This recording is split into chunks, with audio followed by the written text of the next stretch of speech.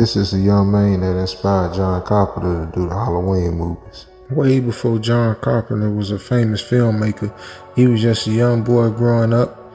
And one evening, as the sun was going down and all that, he saw himself, drawn to like a local jail.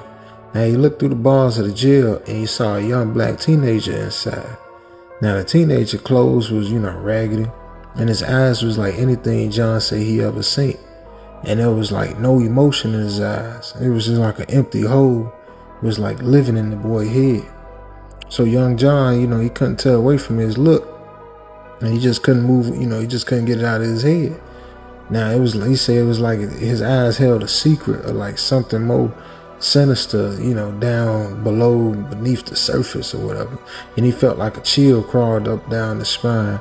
And his young mind just started to make up like tales, trying to understand like where could this darkness come from. And that night John just couldn't sleep, and the image of that mysterious teenager just haunted his dreams, and he couldn't shake the feeling that he had just witnessed something that just he couldn't explain.